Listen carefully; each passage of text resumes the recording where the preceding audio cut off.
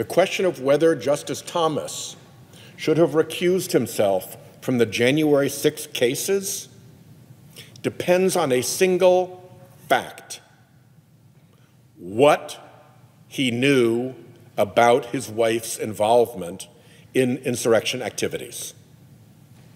If he knew absolutely nothing at all, okay, then it's probably okay for him to recuse himself. Maybe a little bit of appearance of impropriety, but if he actually knew of her involvement in those matters, then he absolutely should have recused himself. And the question, Justice Thomas, what did you know and when did you know it, has never been asked and never been answered. That's not a tenable way for a court that purports to represent due process and enforce due process to conduct itself with respect to conflict of interest. First, let me thank my three colleagues for joining me on the floor today. A word that came up repeatedly was reverence, and I want to start with that word because I think we all do share a reverence for the institution of the United States Supreme Court. And that is what makes it so bitter to see how badly the Supreme Court is failing us now, and to see the paths that billionaire influence has led it down. It has to correct. And if it's not going to correct itself, then Congress is going to have to correct it. As Senator Blumenthal said, the problem here is that there is no ethics process for the Supreme Court. There's a perfectly good code of ethics for all of the justices and for all of the federal judges, but there's no way to enforce it for the Supreme Court. If you have a complaint about a Supreme Court justice, there's nowhere to file it. There's not even an inbox. And if there were an inbox and the complaints came through, there's nobody on the other side of the inbox to screen out the nutty ones from the legitimate ones. And once you have the pile of legitimate ones, there's no staff attorney to do the basic research into what are the facts here. And at the end of the day, when you have the facts determined and the judge or the justice has had their say, then you have the factual predicate to compare with the ethics standard and a neutral decider to decide whether or not it comports. That is the basic structure of United States due process. And the Supreme Court will not allow that for itself. That is the problem that we have. So none of the questions that deserve to be answered about all these secret gifts and about all this billionaire influence, none of them have even been asked over at the Supreme Court, let alone answered. So we have an absolute obligation to go forward with answers. And we have tried. We've asked very nicely. We've sent lists of questions. We've gone forward with the people who would know about all of this. And we've received two answers. One was that this is unconstitutional, and so we're not going to participate with you at all. You get nothing.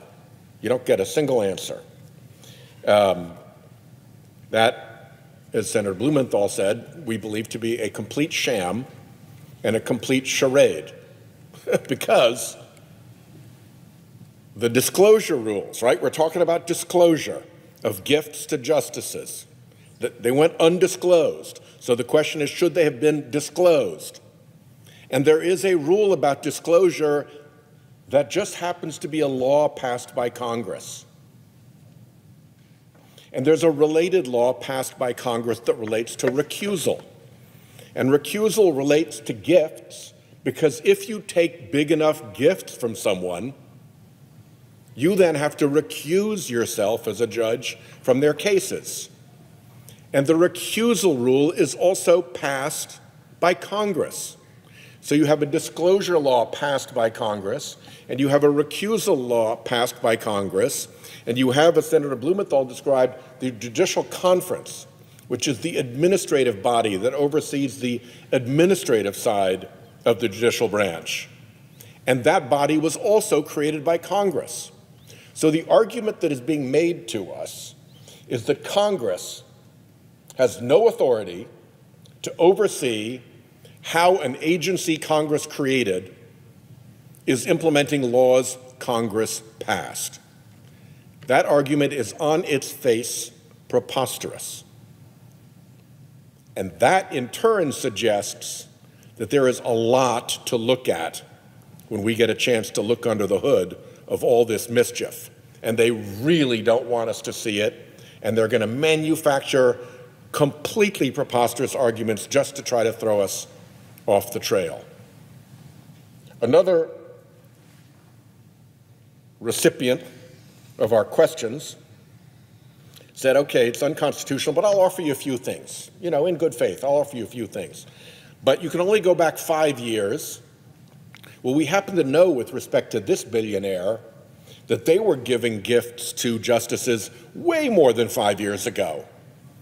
So they're not even allowing us to ask into the known gift-giving conduct between the billionaire and the justice, which, by the way, was undisclosed at the time.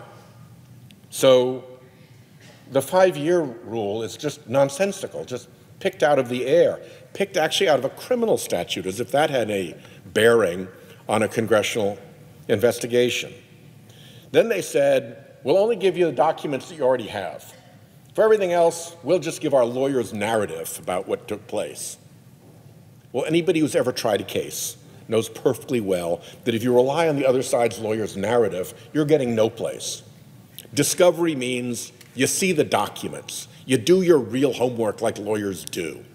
So for one lawyer to suggest to another, no, we're not going to show you the documents. We have them, but we're not going to show them to you. We're just going to give you our narrative about them. There isn't a lawyer in this country who would accept that as a condition in discovery in a case. And the third one is that once we've answered your first round of questions and given you our phony baloney narrative for the 5 years that is all we'll let you inquire about, no more questions. You waive your right to ask us any more questions forever. Again, there's not a lawyer in the country who would accept that as a condition of a discovery order. You get to ask the second question. One and done is not a thing when you're doing an investigation. So all of these theoretical accommodations that were offered were just completely fake. We cannot proceed that way, not with any kind of professionalism and not with any kind of ability to get to the truth, which is, at the end of the day, what we really need to do here.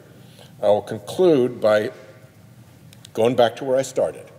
The reason that we need to follow this process of getting subpoenas so we get answers to our questions is because of two failures. One, the failure of the Supreme Court to even ask these questions itself. If there were a viable process going forward using these basic due process investigation standards that everybody in government has to face for ethics except these 9 justices, we wouldn't need to do this.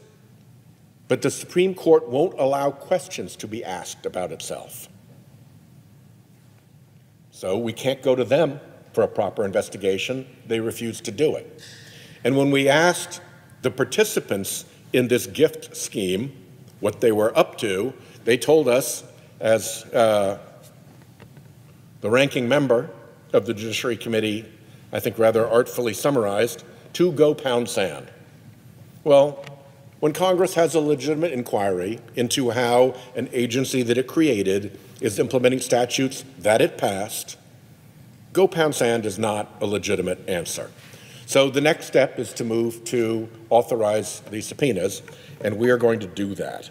This business of the court not answering obvious questions is really a problem. There is no federal judge in the country who is receiving multi-$100,000 vacation gifts, who is getting huge $500,000 checks sent into a spouse's small private company out of which she takes money. This behavior of free private jet travel at beck and call, it seems, nobody else does that. It's not okay, but looking at it to find out what actually took place and why and when is a basic responsibility of the judiciary. In any other court, these claims, these charges, these circumstances would be properly investigated. We'd know the facts, and we're entitled to know the facts. The last is that in the context of our investigation, one of these lawyers made up what I consider to be a sham argument that we can't ask any questions because it's unconstitutional. I've addressed that. It's a congressionally established entity applying congressionally established laws. Yes, we do get to inquire about that kind of a job. Because perhaps that argument is so weak, so sham, that lawyer actually recruited a Supreme Court justice to go into the editorial page of the Wall Street Journal and offer an extrajudicial opinion, not an opinion of the court, just his own personal opinion, that we had no business investigating. That violates a ton of stuff. That violates the rule that they're not supposed to offer opinions on matters that might come before the court. That violates the rule that you shouldn't be engaging as a justice in an ongoing dispute, sort of like a de facto expert witness for a party in an ongoing dispute. In this case, the dispute is over access to information. The lawyer's client in that is one of the people involved in this scheme, Leonard Leo. And Leonard Leo has a personal relationship also with Justice Alito. He's described as his friend. None of that is disclosed. He just offers this opinion on behalf of the lawyer for his friend. And at the end of the day, the inquiry looks at free gifts, undisclosed, received by Justice Alito. At the end of the day, the lawyer for Leonard Leo was able to recruit a member of the Supreme Court, Justice Alito, to offer a private, I should say a public opinion, but a non-official opinion, a personal opinion in the Wall Street Journal editorial page to prop up the argument that says we can't look into gifts that Leonard Leo, the client, organized for Justice Alito, the recipient. That is a tangled mess of ethics violations. And nobody can look at that. Nobody will look at that. That can't be. So with the court looking at none of this scandalous behavior, it is entirely incumbent upon the Congress to do its job and get to the bottom of what went on. And that is what, under the leadership and guidance of our Judiciary Chairman, Chairman Dick Durbin, we will do. With that, I yield the floor.